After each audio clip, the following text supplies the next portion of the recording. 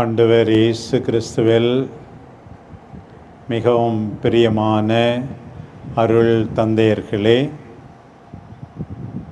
திருச்செங்கோடு புனித அந்தோணியார் மேல்நிலை பள்ளியின்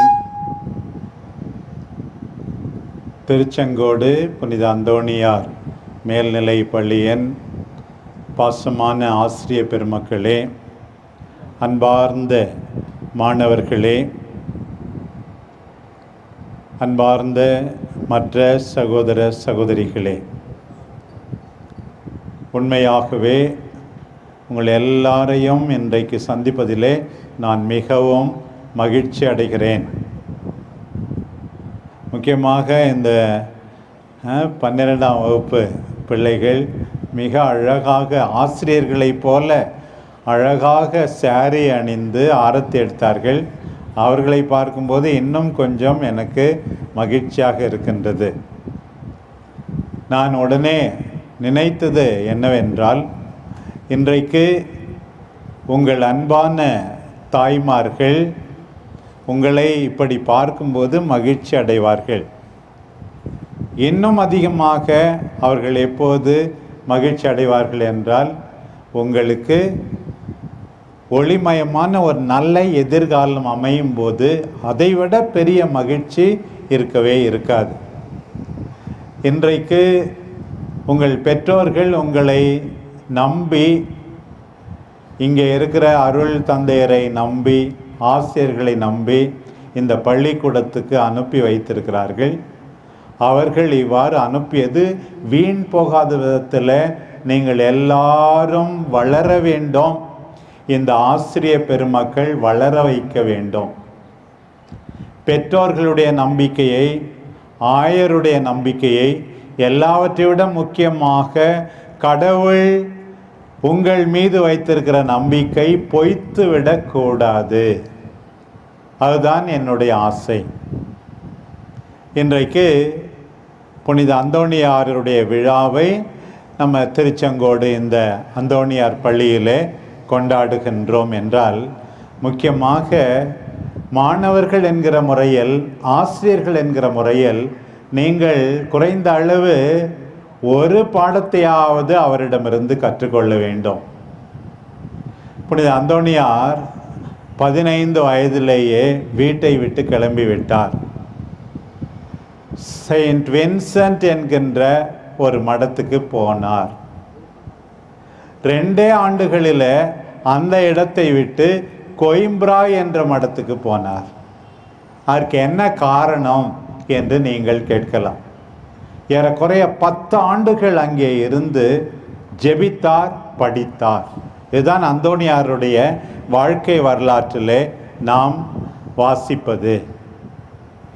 எதற்காக 2 வருஷத்தில் ஒரு மடத்திலிருந்து இன்னொரு மடத்துக்கு போனார் என்றால், ஒரு பள்ளி கூடத்திலிருந்து இன்னொரு பள்ளிக்கு சென்றார் என்றால் அதற்கு காரணம் இதுதான். அந்த முதல் பள்ளி வீட்டுக்கு பக்கத்திலே இருந்தது கொஞ்சம். அதனால் அடிக்கடி பார்வையாளர்கள், சந்திக்கிறவர்கள் வந்தார்கள். நான் படிப்பதற்கு, ஜெபிப்பதற்கு இவர்கள் இடையூறாய் இருக்கிறார்கள் என்பதற்காக அவர்கள் யாரும் வரக்கூடாது என்றுதான் அந்தோணியார், இன்னும் ரொம்ப தூரத்தில் இருந்தால் சொந்தக்காரங்கெல்லாம் வரமாட்டாங்க அப்படின்னு சொன்னார். அன்பார்ந்த குழந்தைகளே, இன்றைக்கு உங்களுக்கு அந்தோணியார் சொல்லுகிற பாடம், என்னை போல உங்கள் நோக்கத்தில் தெளிவாயிருங்கள். உங்களுடைய எய்ம், குறிக்கோள் தெளிவாயிருக்கணும். அந்த குறிக்கோளை அடைய எது தடையாக இருந்தாலும் அதையெல்லாம் எடுத்தறிவே. இப்ப பாருங்க, நல்லா படிக்கணும்னு நினைக்கிறோம், ஆனா சில பேர் ஒழுங்கா படிக்கிறது இல்லை. எப்ப பார்த்தாலும் மொபைல்ல விளையாடி கொண்டிருந்தால் எப்படி படிப்பில் ஏறுவது? மொபைல் படிப்புக்காக கூட பயன்படுத்தப்பட்டது அதிகமாக பார்க்கிறோம் சில நேரத்தில். ஆனால் அதை விட அதிகமாக வெறும் பொழுதுபோக்கிற்காக, விளையாட்டிற்காக அதிக நேரம், அளவுக்கு அதிகமாக பயன்படுத்தினால் நீ நிறைய மதிப்பெண் வாங்க முடியாது, வாழ்க்கையில உயர முடியாது. கஷ்டப்பட்டு உழைக்க வேண்டும். We should be hard workers. எல்லா நேரத்திலும் நாம் சோம்பேறிகளாக இருக்கவே கூடாது.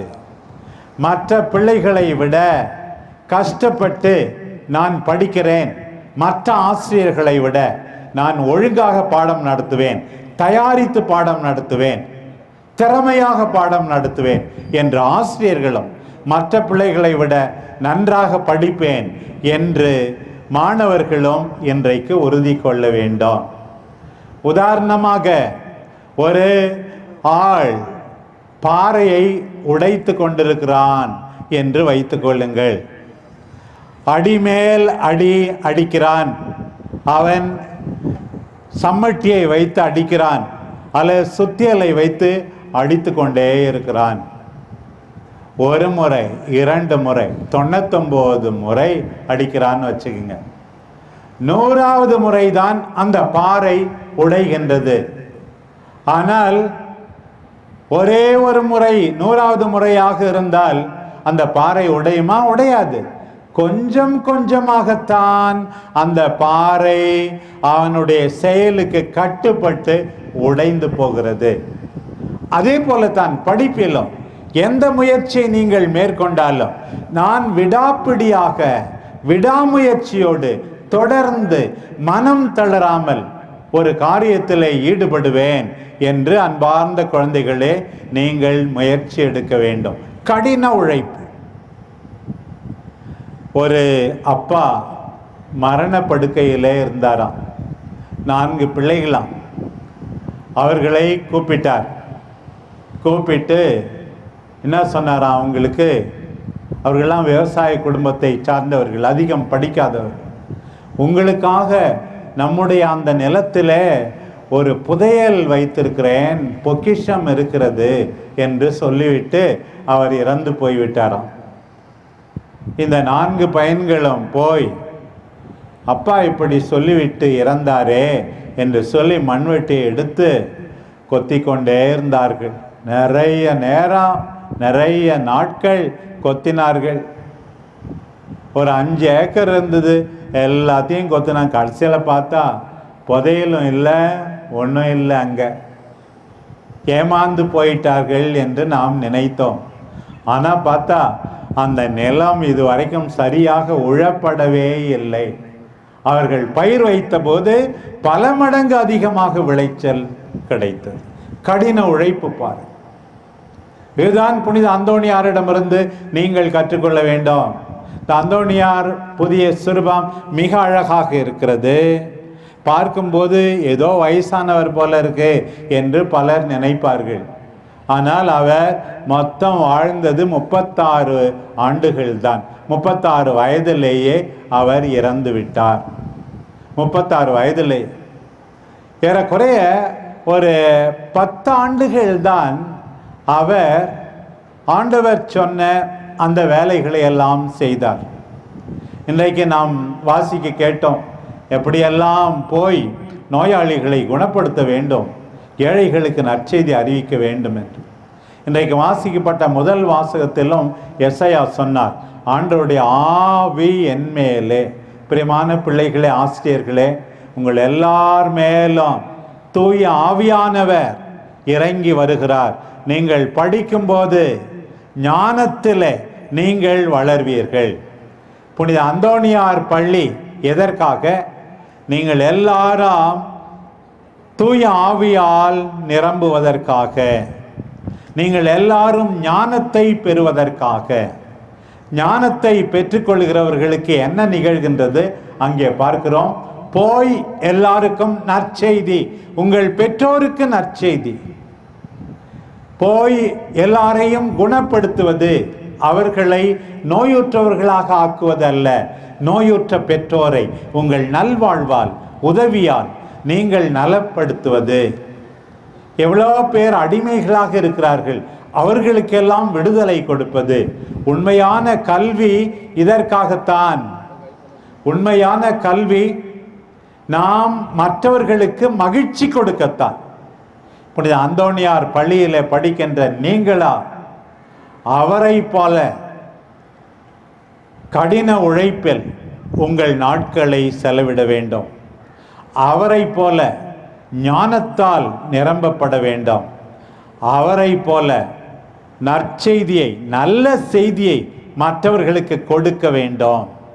அவரை போல மற்றவர்களுக்கு நலமளிக்க வேண்டும். அவரை போல அடிமைகளுக்கு விடுதலை கொடுக்க வேண்டும். இதுதான் என்னுடைய ஆசை. புனித அந்தோணியார் உங்கள் எல்லாருக்காகவும் பரிந்து பேசுவாராக. அவர் கையிலே குழந்தை இயேசு இருக்கிறார். நீங்கள் உங்கள் மனத்திலே, இதயத்திலே அன்பை சுமந்து சென்று எல்லாருக்கும் மகிழ்ச்சி கொடுங்கள். உங்கள் வீட்டாருக்கு, தேவையில் இருப்போருக்கு ஆசீர்வாதமாக இருங்கள். ஆண்டவர் உங்கள் எல்லாரையும் ஆசீர்வதிப்பாராக. ஆமேன்.